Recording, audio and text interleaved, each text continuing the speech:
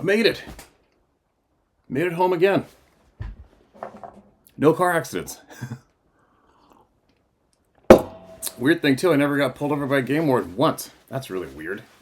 Usually it's there's a huge roadblock way up north or halfway up north of RCMP and conservation officers, but nothing. And I had the elk, antlers and everything on top of the quad. The box of the truck didn't bring a trailer this time, but whatever. Kind of on. And believe it or not, I made it home with my hornet's nest in one piece the way it's supposed to be. Sarah didn't think I was going to be able to pull it off, but check it out. Did it. And get in here. Look at that sucker. Crazy, isn't it? It's outside. This is one little chin strap thing here. It was a little tore, but I can get that up there fixed up. It was basically, whoops. Look at how it's wrapped around the tree. Isn't that crazy? And all those leaves that were made into it. Be something else to see a time-lapse photography of one of these getting built. But then you would have to have, well, no, I guess they wouldn't work at nighttime, would they? I was going to say you'd have to have lighting on it 24 hours, but you wouldn't, because I don't think wasps are at night. Actually, no, they are. No, they're not wasps, they're hornets. Made it. The dog went crazy when I came in as usual. Now, what do I got to do today? A lot. I've got to get all the elk quarters into the butcher right after I do this. Sit down and have my coffee. Whew. It's raining out. I had to climb up on top of the shop roof and put my Starlink dish back up top there. I was going to do a live video. And I hooked it up to the modem. And it says it's hooked up, but it's not pulling up the internet. Kind of weird. So I don't know what'll happen. I'll find out when I go back in the house. Maybe the world cartel finally cracked down on Elon Musk and took it down or something. I don't know. I guess we'll find out when I go inside. But anyway, lots of thoughts when you're driving by yourself for a couple days, as usual. I probably come up with about 10 teen topics I'd like to share with all the people of the planet. I think about the beginning of all this, where it's led to, what I have learned, how many people we've met through here, how many people came here, and I wonder if we could do like almost a little bit of a quick little summary right now. I was thinking about this, with this dominant topic on my channel, or I'd love to get back onto the hunting and fishing more. I probably will, but because I do not want this topic, the topic of these forest people, to dominate my existence. I'm not into it. I got too much life on the go. I want to live about 10 lifetimes in one.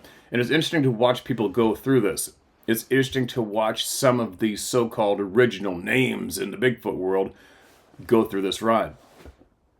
And what I have seen, and this is what I've noticed, maybe you have too, maybe you won't, but I'm going to point some things out and ask some questions.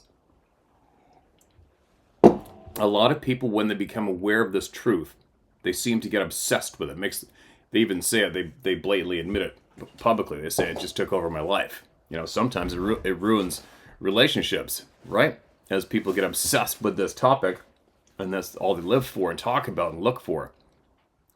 And that's not the case in my camp. And I watch people. I've had to watch people all my life because I haven't really had any true mentors, right? I had to protect myself for a long time as a kid growing up. So I learned a lot through life from watching people. And what I've watched with people when it comes to this topic is a lot of the so-called past big names. They've come into this topic, it's dominated their existence. A lot of them have made a business about it. It's blatant, obvious. They've made a business. And they're business-minded, they're money-minded, and they want to draw it out as long as they can. All right, check. We know that category. You got other people who have this experience, and they don't want to acknowledge they did. They don't want to talk about it. They don't want to talk to the people that had the experience with them. Check. Noted. Long time ago. You got other people that just want to find proof. We're gonna be the first ones to discover it. How somebody's brain can tell their mouth to say that at this stage of the game is beyond me. We're pretty sure it's going to be discovered soon. Said no clearly, properly functioning mind ever. It's not like it's a new species to be discovered in the Antarctic or something swimming around and laying on the ice, okay? Anyway, we got those guys who have dedicated their life to going to be the first one to discover it. Check, got it. And then you got the people whose minds are very open. They know instantly that they have been misled and lied to from the group of individuals who seem to control our education, where we go and what we do, even down to why we eat and what we put in our blood system, right? And they realize that it's all a big joke and a shit show, which it is. And they want answers, and they want to know more. That's the camp I'm definitely more into than any of the other camps. I want to know what's up. Why doesn't Johnny Smith, the father of four, get to make a decision for himself beforehand, whether he goes camping in that valley or not, after somebody was terrorized there less than 24 hours ago? Why does he not get that choice? Right? And that's a far different topic than, we're going to discover it. I'm going to hide my trail cameras better than anybody. See what I'm getting at? Now, and then I move a little more forward at the current stage in my run today. And I watch the people who have, I don't even know. Isn't it amazing how one individual can somehow get some kind of status as an expert when it comes to this topic? Isn't it amazing? And people have to seek out that one person to talk to them and ask them questions and look for some kind of whatever. Hold on a minute. More coffee. I'm having brain farts most of the time. My vocabulary, as usual, especially when you're around in the woods for a couple weeks. But anyway, having to look for and speak to one certain or two certain individuals when it comes to this topic. Anyway, I'm trying to put in my thoughts into words. It's not smooth that often. I don't write shit down and I don't rehearse it, right? We're sitting at the coffee table together. We're all equal human beings here. We're just sitting here bullshitting at the coffee table. What am I getting at? I'm trying to get at is when I watch these other people who have made themselves a name, they've gone quite a ways in obtaining evidence, knowledge when it comes to this topic, these people that are running around the forest or other places around us. And I watch where they go. Some of them stay on the topic. They don't go past, the next flight of stairs, and they intend to stay on a couple flights up in this ride for a long time and milk it. Other people move on to different topics where maybe, more lucrative? Is it more lucrative to go on to a different topic and leave this topic behind? I don't know. But what it seems is the people who actually learn, they go forward and learn about this topic. It's almost like there's one level you can go to, and that's about it. I think, maybe. God, I hope I'm making sense. So let's go to that level. What have we learned from all the people here in a very short period of time? And I say a short period of time when you compare it to other people who have credentials, who have spent a lifetime investigating this topic. Well, too bad they didn't just listen to the people. So we have this upright, human-like being with more of a man, looked like way more. It looked like a man than anything else. That is the dominant description. All right? I listened to a man just the other evening driving. I didn't even know what podcast was. Listened to a guy, very credible. You could tell he was serious. 15 feet away from two of these people. One was a female. He said she was quite attractive. The other was a male. He described the male as around 1,500 pounds, was his guess. 1,500 pounds was his guess how big this individual was. Black eyes, black hair, the typical description. Now you got these, let's just say, we'll round it off to your average 1,000-pound man-like beings running around these forests in my backyard around the globe. Okay. Seen them. Look into it. Oh, somebody got a bunch of the DNA. Gotcha. Modern human female mitochondrial DNA. There you go. Blocked by the scientific douchebags blocked it. Still not acknowledging it publicly. Now we have tens of thousands of people seeing these beings disappear before their eyes. You can't ignore it. There's way too many witnesses, which makes it fact for me. Because I'm not a dumbass. I'm listening to the people. No matter how hard it is for me to accept, I have to listen to all the people and the witnesses. All right, they vanish. Glowing eyes. Without an artificial light reflecting them to make them glow, like a deer. Glowing red on their own, yellow, white, and blue. Gotcha. Ridiculous speed and strength. Understood. Speech. Okay. Telepathy. They can communicate with humans via telepathy. Way too many witnesses sharing that. I have to accept it. Fact for me. Gotcha. Moving forward. Glowing lights. Glowing balls of light. Basketball size to softball size to even smaller. Moving along in the forest. And next thing you know, there's a sighting of one of these human-like beings. Way too many people have shared that eyewitness experience. The glowing lights and these people. Gotcha. No taken. No matter how hard it is for me to accept, I accept it. Now, as we get up to where we move along with our knowledge gathering. Oh, wait. Footprints. Footprints going 6-9 foot strides in deep snow and all of a sudden stopping. Or on sand. In one direction. Not doubling back. No trees around for them to jump into. Like a human would think that's what you need to do to make your track stop. Gotcha. It's been shared way too many times. No matter how hard that is for me to accept, I accept it because I'm not stupid. Fact for me.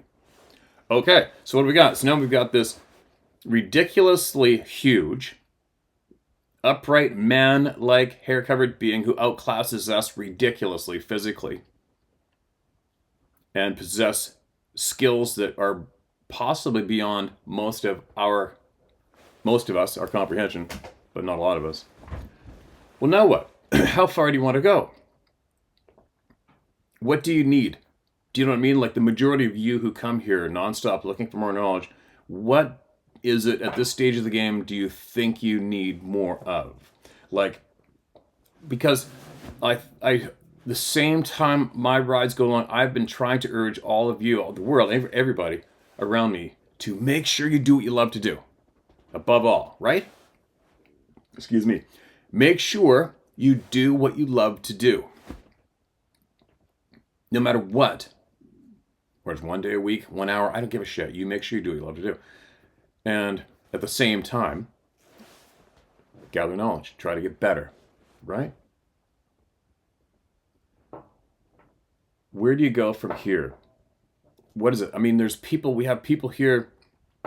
Like, I'm talking to you. Do you need to be involved in the lives of these beings?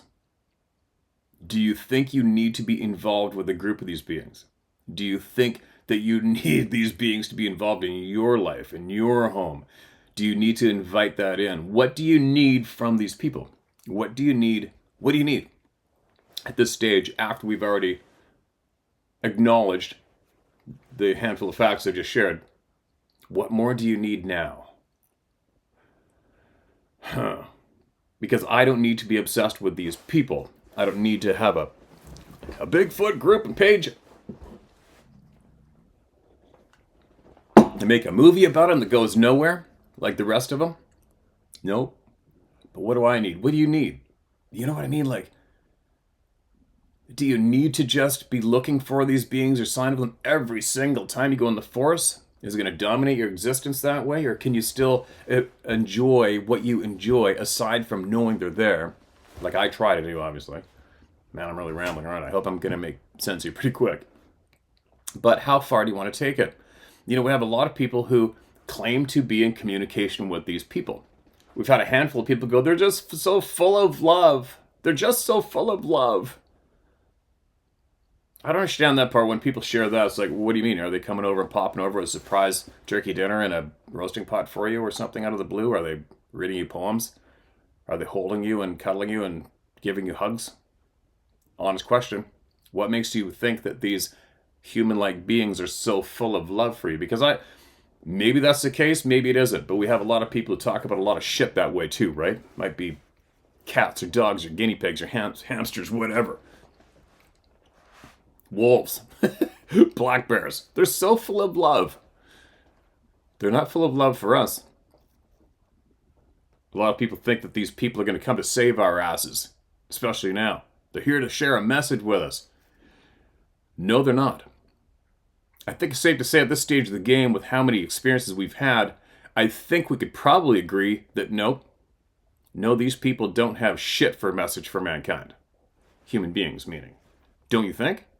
If they had a message for us, they probably would have come out of the woods and sat down on a log beside me when I had the camera going, because I have such a large audience and they know they could reach out to as many people as they could with their message for humanity. Do I really think they give a flying shit about us? No, I don't. I think the odd time they come across somebody in distress, a child or an outdoors person stuck in a river, whatever, they help. Obviously, we've had far too many eyewitnesses share that. I get it. They can have compassion at times, but overall, on average, they don't give a shit about us. Why would you? Why would you? Wouldn't, if you were a species of being, if you were another people who could live alongside humans on this planet, whether it's full-time or not, and you could do all these things and not have to give these douchebags money to be alive or partake in any wars and killing each other, why would you even bother with us? Why would you think you need to help these people? I would probably think, like I said before, there they go. Yeah, they're not too far away from annihilating themselves again. Just let them go. Let them go and let them get this done again, and we'll go back to walking around in the open more again. I don't know. But I guess what I'm getting at is, where is it you need to take this? How far do you need to take this now? Right? What are we actually truly supposed to be doing with our time? What do you think? I mean, we're all dying. I've had somebody close to me die recently. Close enough. And it really makes you think about life, the time you're spending living, what you're supposed to be doing with that time. Right? What are you supposed to be doing? What are we supposed to be doing with this time? A lot of people spend their time differently. Drastically differently. I think for me, I do believe at this stage of the game, and I've said it earlier, my gut told me this a long time ago, before we can fully understand what's going on with these other people who are running around for us, I have a funny feeling we need to figure out us. Who exactly are we, for real? Where the hell do we come from? What's our true purpose here? Right? What is our true purpose? You know what I mean? I mean, so far, it's looking more and more we're here on a definitely maybe described as being alive on a slave planet, for sure. All right? Which is not correct, I don't believe. I don't think we were just put here to live our lives, controlled and pay money, which we are doing. No matter how much you think that's not going on, that's what's going down. We are not a free people. We're not. So, what am I getting at? I'm rambling. I think we need to fully understand us as human beings before we can go past go when it comes to this topic with the Sasquatch people. I don't know how many times now I've had people claim they can contact and converse back and forth and speak to these people. I've had people say they're going to invite me. I haven't heard from one person yet that has had smooth conversation back and forth. You know how many people have emailed in here? Not one. Not a smooth conversation. The people I have spoke to who have been in communication with these beings, 100%, the ones who I believe as authentic, truthful, 100% of those individuals told me they do not trust them. 100%. They don't trust those people and they believe they don't tell the truth. Gotcha. My First Nations friends have all said you're not supposed to contact them. Period. And that's straight across the board. I haven't heard from one First Nations person yet that said, yeah, go and chit-chat with them. They're full of love. Not one. Anyways, I'm rambling, babbling. I know I am. I hope I'm making sense, but I think my biggest question at this stage of the game right now is, how far do you want to take it for your lifetime? What more do you need from this topic? I want answers. Well, we have got some very solid answers. If you accept all of the testimonies, right? That's key. You have to first, I believe, you have to somehow allow yourself to accept the testimonies of so many people. So many, thousands, right? I think it's safe to say we've got these human-like beings who possess these skills that we don't. Maybe we do, and we just haven't been able to focus on them and enhance them. Possibly, probably intentionally. That's a whole other topic. But they outclass us so fiercely, right? So now what?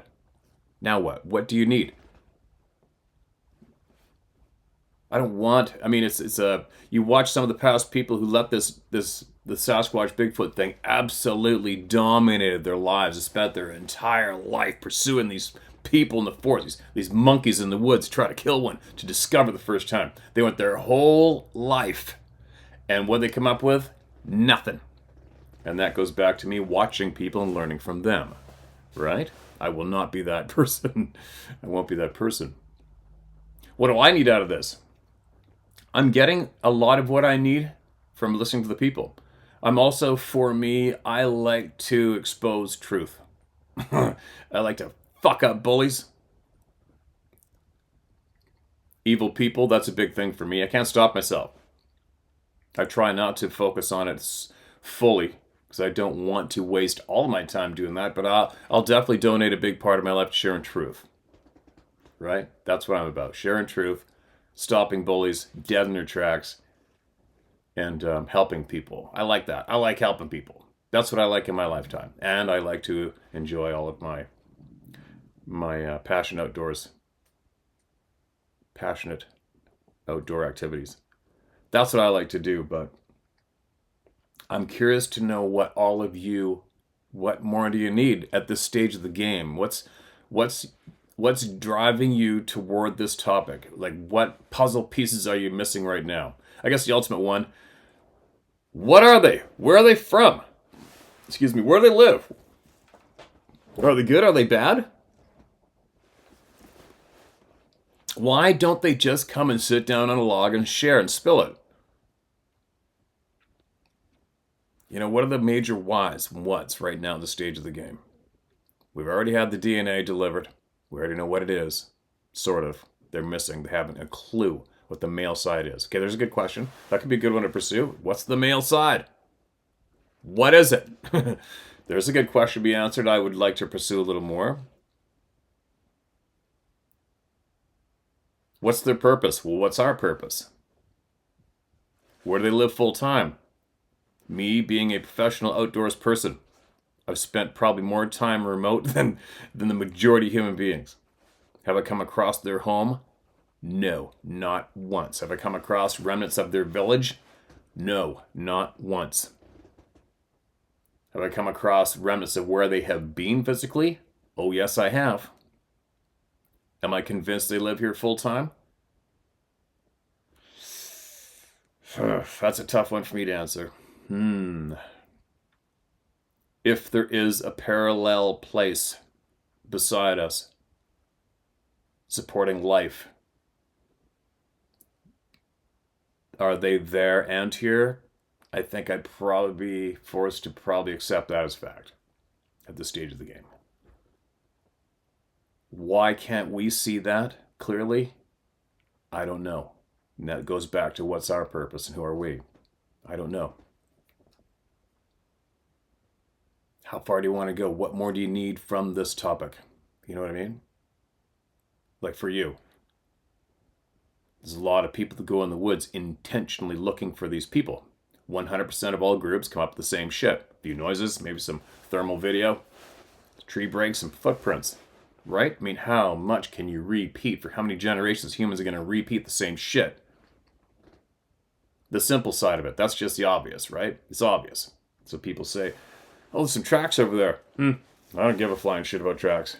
Why would I? I'm way beyond the tracks. But anyway, sorry about the ramble. Maybe I am, maybe I'm not. But how far do you need to go before you are satisfied, or you get what you need from gaining knowledge? How far are you willing to go and risk? Are you risking to possibly be tagged? Is that a real thing, being tagged? Do you know what I mean? I think when I go in the woods, especially this last trip, I try to avoid that potential of being, I don't need to be tagged. Maybe I may have not. I don't know. Sarah and I said out loud, she even burnt tobacco. We left gifts for them. We intentionally left the heart and the liver from that last elk and the one before, and she said out loud, here you go. Thanks for leaving us alone. This is yours. Seemed to have worked. Or was it just the roll of the dice? None of these people were near us. That's a possibility too, right? But anyway, I'm not about getting tagged. I'm not about having my house beat up nonstop. Animals going missing. I'm not into that. Does that happen when you pursue these people intentionally? Yeah, it does. I'm rambling. I gotta get on with hearing some voices, but did I just make sense? I don't know. I guess we'll find out soon, right? Be a massive flood of people unsubscribing after my little morning rant, but at this stage of the game, what is it you need now? What is the questions? I mean, the serious ones. What questions are there that you really need answered at this stage of the game? Throw it down in the comment section below and I'll read it later on.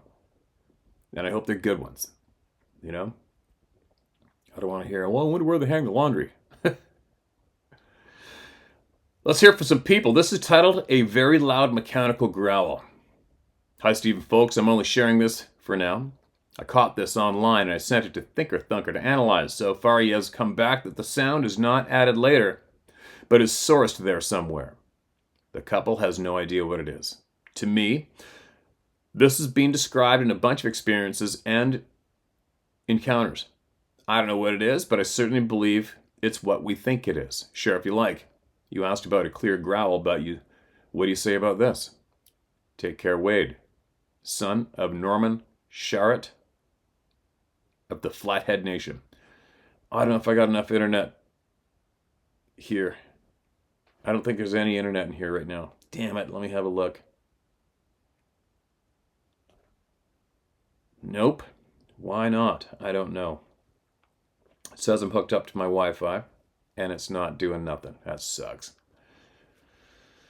All right, well, what am I going to do now? Well, I guess once I get into the internet connection zone, I hope to remember to copy that link, at least, and put it in the comment section below. Damn it.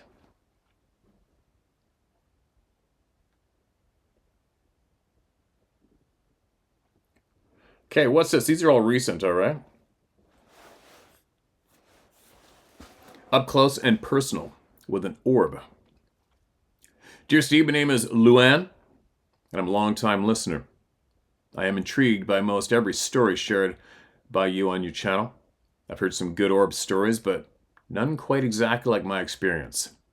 So, it has been a nagging thought to go ahead and finally share it with you and the facts community. It was fall 2018 in Southeast Washington State. I was going through the home selling phase of my divorce at the time, and sleeping on the back bedroom of the house because that's where I felt safest and coziest. I was sound asleep when I suddenly awoke in my queen-size bed.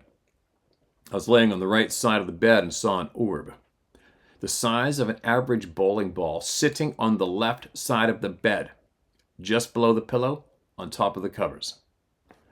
Holy shit, right? Like, think about it. Picture it. What would you do? Just below the pillow, top of the covers. I took a couple of seconds to really look hard at it. It was perfectly spherical and glowed from charged-like particles of light quickly bouncing off one another. It was filled with some type of kinetic electrical energy. It seemed to be alive with energy. It made no sound. It had no smell to it and wasn't radiating any heat that I noticed. Just a bright amber glow and energy particles colliding off another within the confines of the sphere. I reached out to touch it, and it suddenly just vanished. I got up out of bed and turned on the lights. The clock on the wall showed about 2 a.m.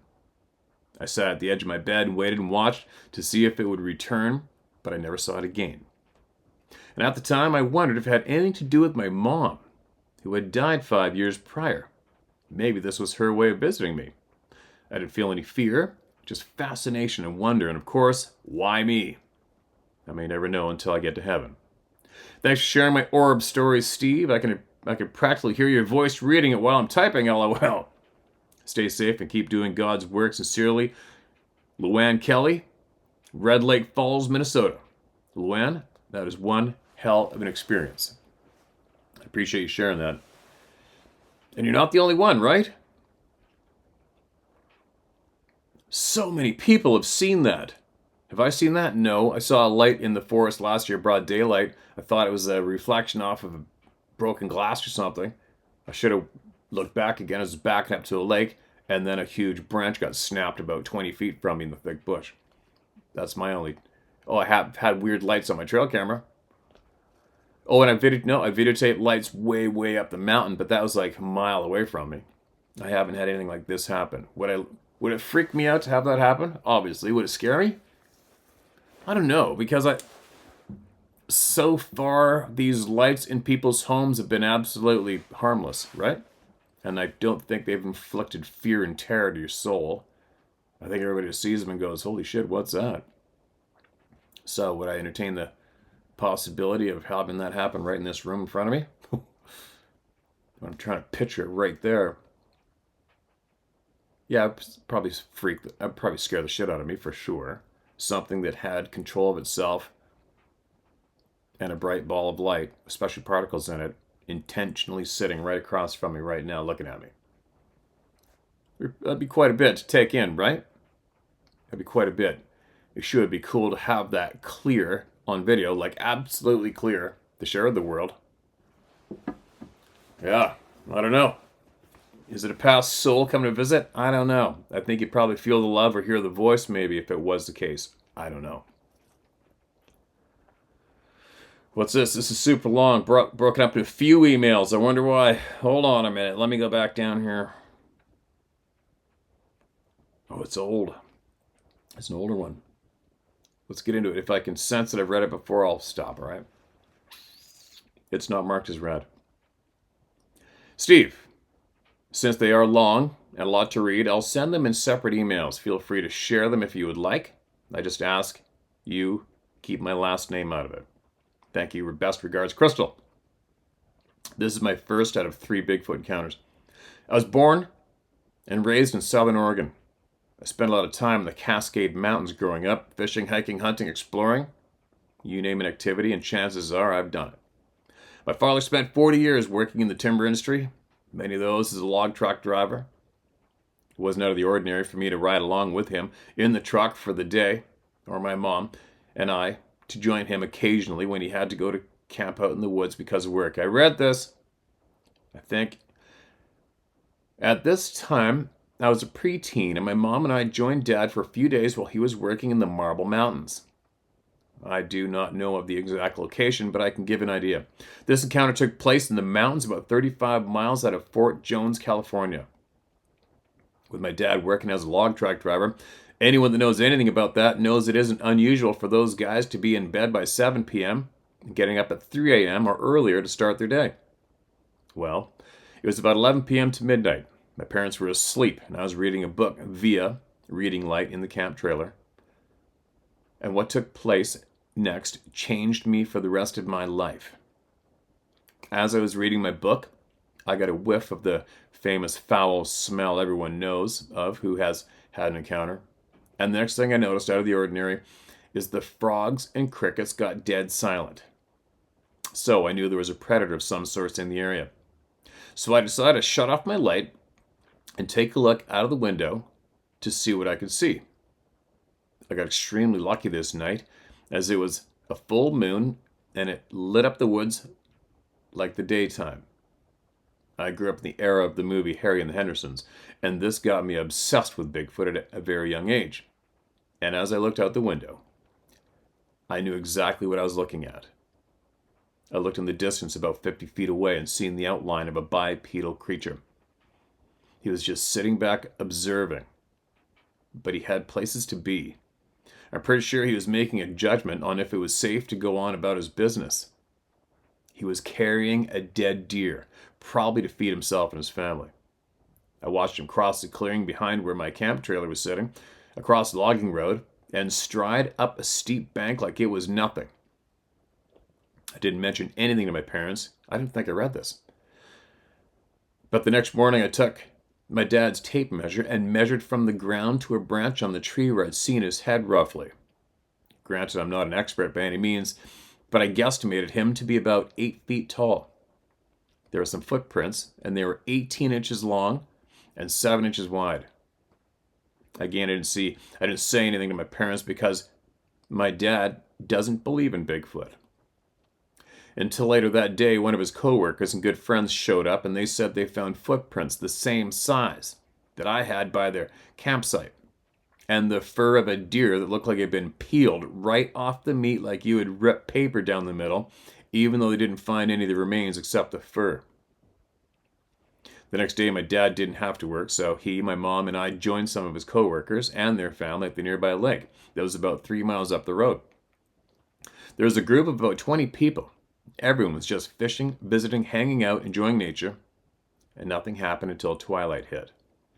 This is when I think we crossed over into their territory by the lake. As the sun was going down, we all started hearing tree knocks getting closer and closer from all directions around us. You see, that would suck. For me, that would suck. After that, I've heard tree knocks on both sides of me, but not all the way around me. That would kind of be intimidating. After that came the growls, the whoops, and the howls. With that not scaring us all off, that's when the rocks started being tossed in our direction. I'm talking big-ass mini boulders. One actually almost hit one of the other kids that was around the same age of me and missed him by about 6 inches. That's when everyone decided to load up the stuff and get the hell out of there. My mom and I left the next day while my dad and his coworkers had to stay up there another week or so. My dad said no one had any other encounters, but the rest of the time they were there, no one went back to the lake. The only thing the coworkers reported was they found more footprints and heard more wood knocking and howling and whoop sounds. And that's the end of email number 1. I'm going to keep going because I didn't read that. I know I didn't read that before. Bigfoot encounter number 2. Separate email. It was 2009 and I was 25 years old in Applegate, Oregon. Ironically enough, I was on my way to see the famous Bigfoot trap located out there. Never heard of that. I'd known about it since I was a kid and technically a local. Just never had the curiosity to check it out. But today I was bored, had the day off, and there's nothing to do. Naturally, I set off on an adventure for the outdoors. The Bigfoot trap, located in Applegate, is kind of an icon around those parts. It was built in the 1970s by a research team. Obviously, they weren't successful in trapping a Bigfoot in it. You could easily Google the directions on how to get there or see pictures of it. To my knowledge, because it had become such a tourist attraction, it was becoming dilapidated. The Forest Service actually decided to restore it. So hey, that was pretty cool in itself. I reached the trap and did my investigation and checked it out. Crawled inside it and looked around. Nothing super special about it, just a wooden box with a green grated sliding mechanism for a door. Oops, sorry. It was in September and still had plenty of time to do some more walking on the trail. It's just a normal day in the forest and all the forest critters making their noises. Birds chirping away, frogs croaking. When I knew there was about an hour and a half of daylight, I decided to head back to my car because it would take about that to get back to the Hart, Tish, Pinnaky, and parking area. HART-TISH And then the next word, P-O. Okay, I guess you meant the Hartish picnic and parking area. Couple typos. As I literally turned around to head back to my car, I knew I was no longer alone. At first I thought it might have been other hikers, but this was a day in the middle of the week. I hadn't seen another human being in the 4 hours I'd been up there at this point. And now I know we have all heard that Bigfoot can mock other animal sounds. Well, I can tell you that is 100% accurate. I heard whistling, but my trained ears knew it wasn't birds. They weren't close enough for me to smell yet.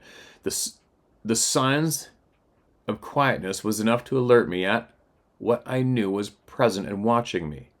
I picked up a stick, and I hit a tree next to me 3 times, and it didn't surprise me when I got a response. After I got a response, I said loud enough for them to hear, "All right, guys, I know you're there. I'm not a threat, and I'm headed out of here anyways." And I heard 2 more whistles behind me. I started to walk out of there at a steady pace as I didn't want to trigger the predator instinct to chase by me, attempting to run out of there.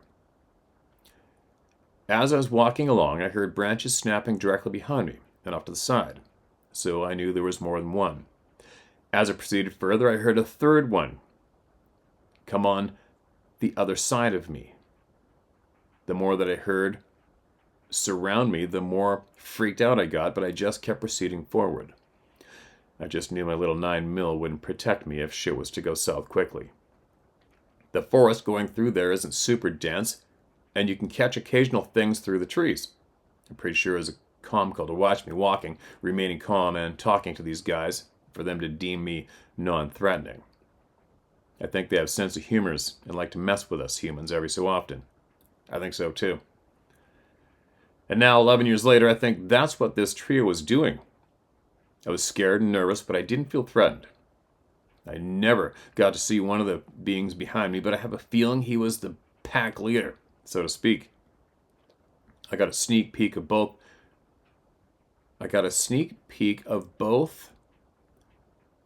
to two on the sides of me. The first one I seen, I feel might have been a teenager. I got a mischievous vibe from him/her. I would say no more than 6 feet tall and shoulders about 3 feet wide, possibly 400 pounds. Maybe a small female. She's on my right, and that one making the more quiet sounds. The second one on my left, and now I got to see him a whole lot better, and I don't think he was trying to hide anyways. He was a good size one and not shy in the slightest. He was only maybe 20 yards from me, if that. I stop, turn my head, and I say, "Easy, big guy. I see and respect you." We made eye contact, and I gazed at him for roughly 30 seconds. He was black in color, stood 7.5 feet tall, easily 4 feet at the shoulders, and 700 to 800 pounds. While we were doing a stare down, he stepped forward to let me know he wasn't afraid of me. So I repeated my words and continued to walk towards my car. After the stare down, they stayed with me for probably another 5 minutes and proceeded with their business once they figured out I wasn't a threat. I thanked them for the escort and protection.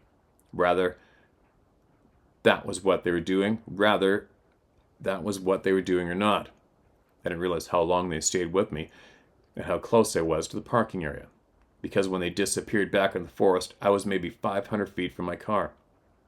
I kind of regret not being able to see the 3rd guy, but I knew he was behind me.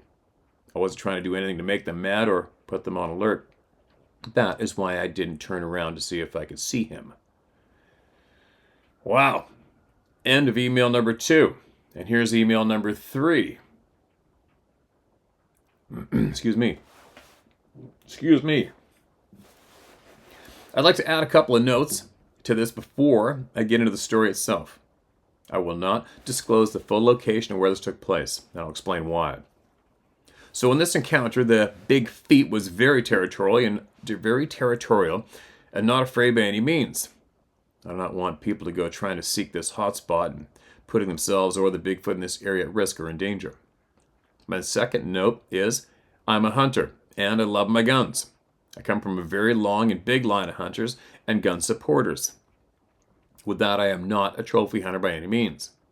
When I am able to get a game animal, this sacrifice is always thanked for feeding my family and does not go to waste. Oh, shit, I just lost my spot. Hold on a second. With that being said, I'm also pro-life and a big believer in self-defense. I'll never go anywhere without protection. If I feel myself or others with me are endangered, I will protect all of us to the best of my abilities. When you get into this encounter, you will understand why I'm saying this. One last thing. This is me giving all the readers an advisory that is a scary and aggressive encounter. Please read at own risk. October 2015, and hunting season is in full bloom, and I'm 30 years old at this time. The location is in the middle of the woods in no man's land out of Prospect, Oregon. I'm by myself and going to my usual hunting spot that has been frequented by my family for 3 generations and some close family friends. It's early in the morning, between 5 and 6 a.m. I'm sitting up in the tree stand looking out for wildlife. I was armed with a Remington 308 with a scope. I spent the day up in the stand scanning the area and looking for any kind of sign of game life with no luck. The birds were chirping and I heard other animal noises, so I knew there was nothing in the area at this time to alert the other animals. Night was coming upon me quick, and I decided to head back to my camp, which was less than a half a mile away. As I got back to camp, nothing out of the ordinary, and still no sign of any predators or Bigfoot in the area. The first night was pretty quiet. I heard some wood knocking and chirps, so I knew they were nearby. They just weren't making themselves completely known. The night went smoothly and no problems. Day 2, I went back to my tree stand and kind of repeated what I did the previous day. Night 2, I got a little action as they were closer than before. The wood knocks and chirps were louder and more close. I even heard some chatter amongst them. I figured there was at least 3 of them based on the different tones and sounds of the chatter. I tried to communicate with them by telling them that I was just out here trying to get some food and not a threat to them. Again, that night went smoothly, but I knew I was being watched. I caught one of their outlines among the trees in the light of my fire. Day 3, repeat, but when I got back to my camp, it was destroyed. My food I had in the trees hanging up was gone. They got into my ice chest, and all its contents were gone, or spread out all over my campsite, and the rest of my items were knocked over and scattered everywhere. My tent was basically non-existent. I got heated and yelled at them and told them it wasn't right of them to do that, when I didn't mean them any harm. Back then I hadn't noticed, but I think that was their warning towards me to leave before it escalated. Of course, I didn't take the hint, and I stayed a 3rd night. What? No way. As the 3rd night progressed, the situation escalated. The wood knocks seemed to be my first warning.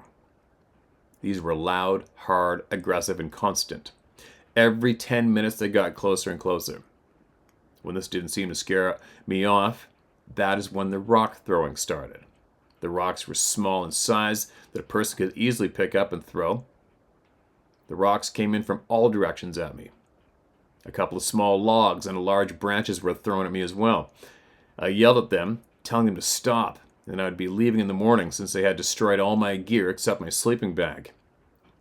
I'm not going to lie, I was definitely scared at this point. With me yelling at them and telling them to back off, they got silent for a while, just long enough for me to fall into a good sleep. What? How the hell would you sleep? Seriously. Probably a couple hours later, and they started throwing rocks again. And we're definitely a lot closer, and I was surrounded. I fired a warning shot with my pistol and told them to back off again. After that warning shot, I heard growls and chatter that vibrated through my whole body. I told them to back off again and that I would be heading out at first light. They were silent again, long enough for me to fall asleep again, and I woke up literally right as the sun was peeking up and daylight was barely beginning. My alarm clock was extremely loud and close steps. What? My alarm clock was extremely loud, and close steps from a very large creature. I looked to my left, the direction it was coming from, and here came the largest Bigfoot I'd ever seen. Now, I might be exaggerating because of how scared I was, but this guy was easily 10 feet or taller with shoulder width of at least 5 to 6 feet and easily over 800 pounds. Caps lock, he was big. Boom, boom, boom, vibrating through the whole forest and him coming after me.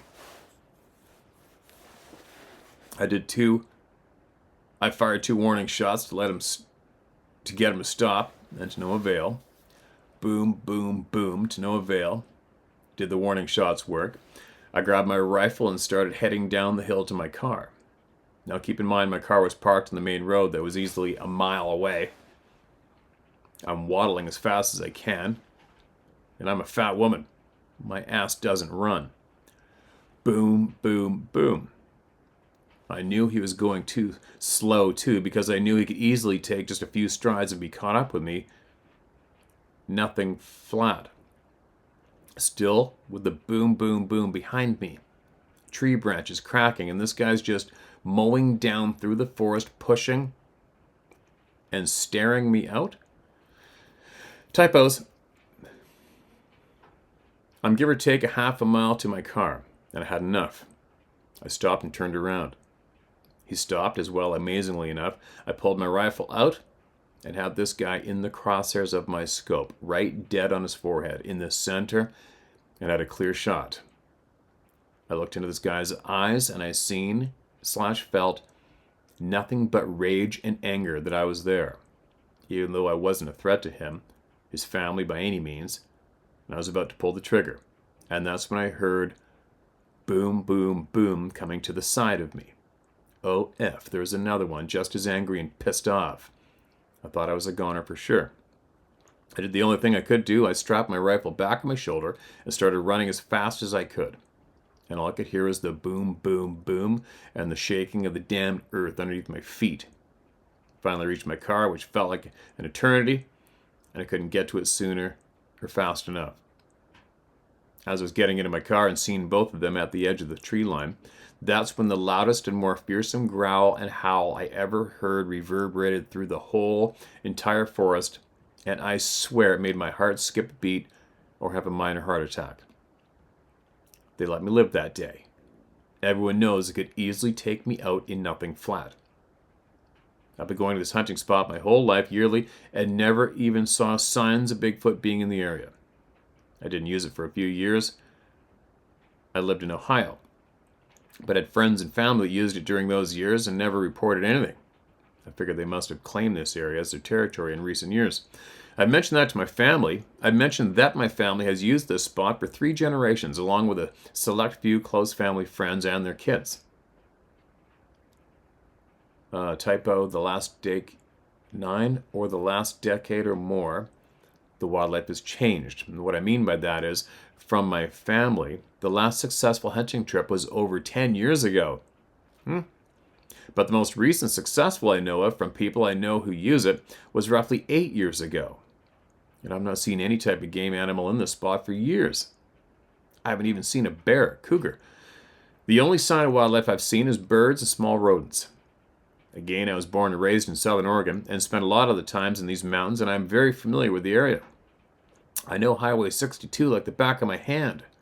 I know the towns, Shady Cove, Trail, Prospect, Union Creek well, the very popular and large lake, Lost Creek Lake, and hundreds of other landmarks I can tell you that are in the area. I've been going to this hunting spot since I was a little girl. In my nearly 30 years of age, going here, this was the very first time I'd ever noticed a Bigfoot being in the area, and that is why I said they have moved in more recent years. I've not been back to this spot and will never go back. This encounter scared the living daylights out of me and was enough to put the fear into me, and I will not reveal it to anyone. I'm not telling this encounter to scare people. I'm sharing it because I wanted to, but this story should also add some insight that Bigfoot is not puppies and kittens. They can be aggressive and territorial.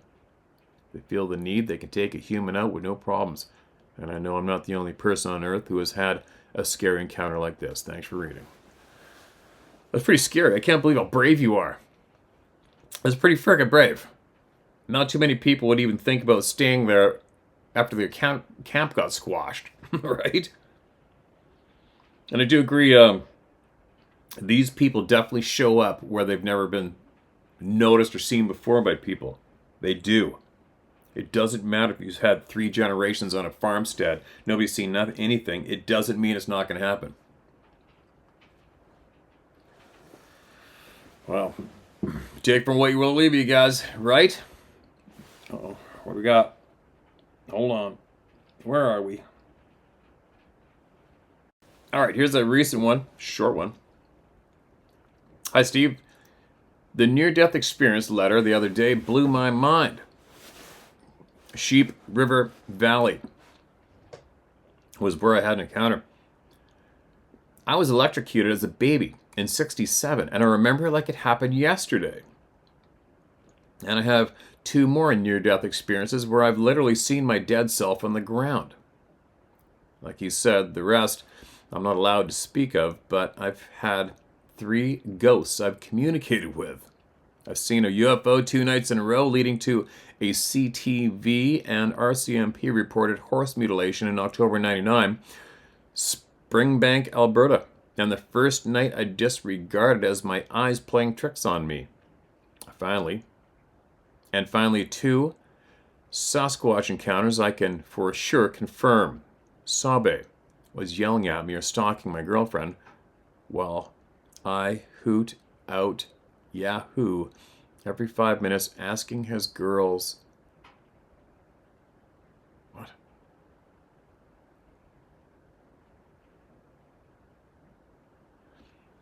Alright, this gets really confusing here. There must be some typos. I'll try to get through it. It's a short one anyway. I can for sure confirm Sabe was yelling at me or stalking my girlfriend while I hoot out Yahoo every 5M asking his girls out for a date. I did 200k kilometers in training for my 4 marathon medals in mountain bike enduros.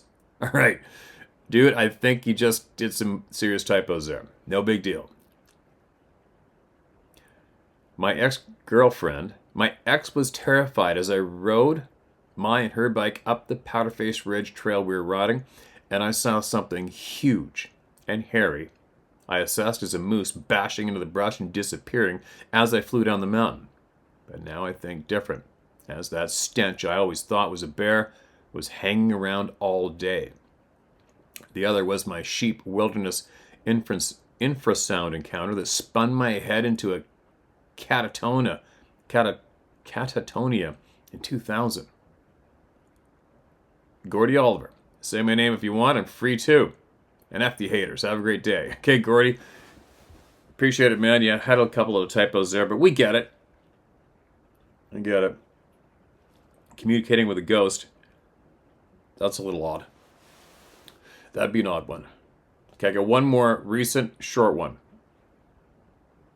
Mark this as red, and it's from a railroad. I love hearing from the people on the railroad. Railroader experience from Montana. Here we go. Steve, huge respect for you and your channel.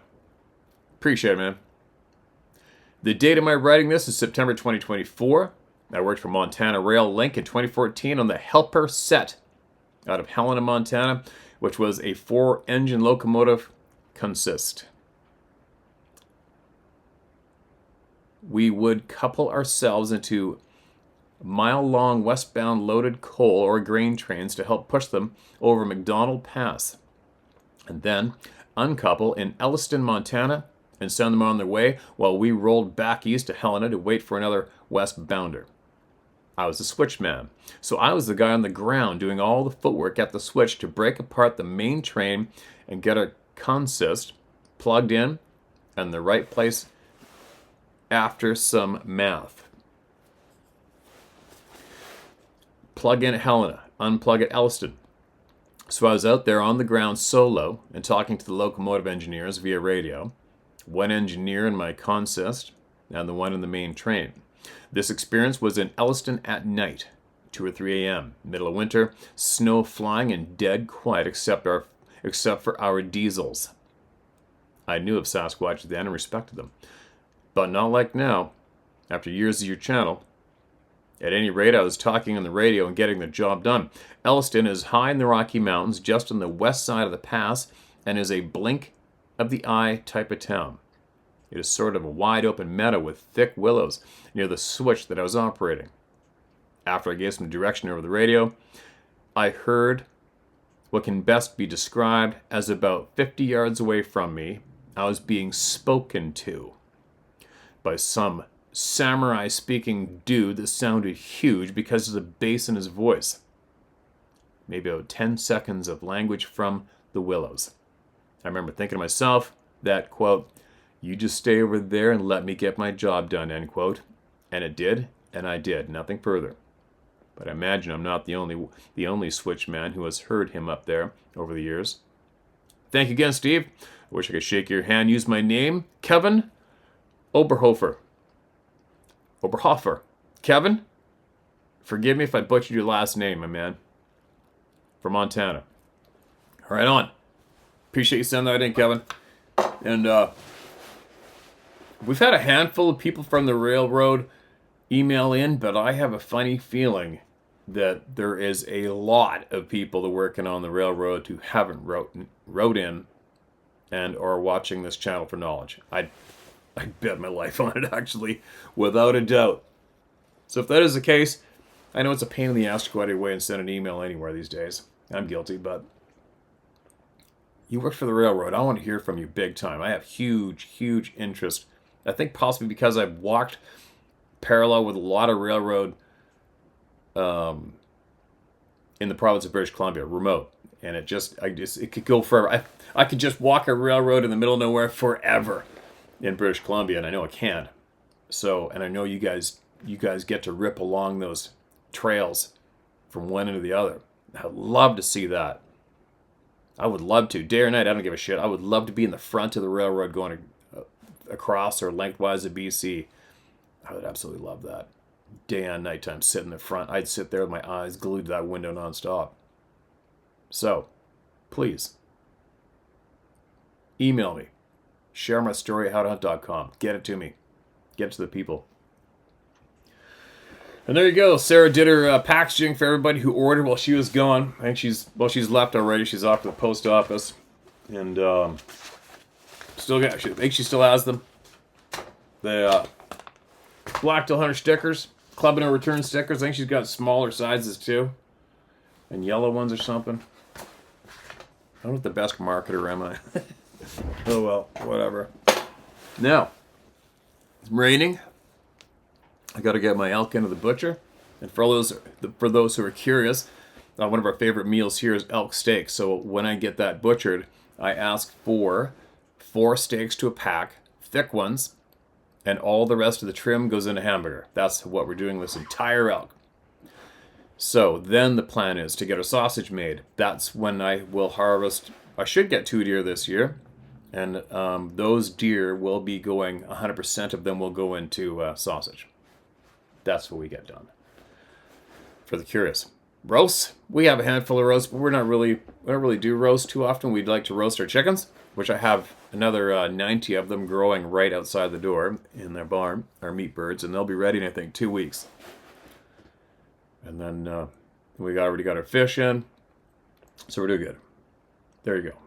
Share my story at howtohunt.com. Sorry, I hope I didn't babble too much in the beginning, but it's just when you're driving by yourself and you're having a whole pile of thoughts. And when I was driving, I had my smooth delivery of trying to share my thoughts and question everybody. You know, when it comes to this topic, what do you need out of it at this stage of the game? You know, like, what do you need more? We know what they can do.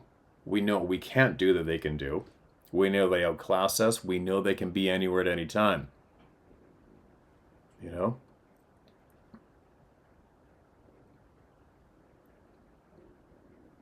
Where are they coming from? I think that's a big one for me. Where are you coming from? Where are you coming from?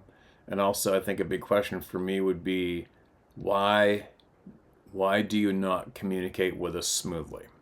Why not? Right? Those are two big questions for me at this stage of the game. Another question I think I had would be, who is killing you, if that's legitimate? Who is it that's killing you, and why are they killing you? That would be a very big...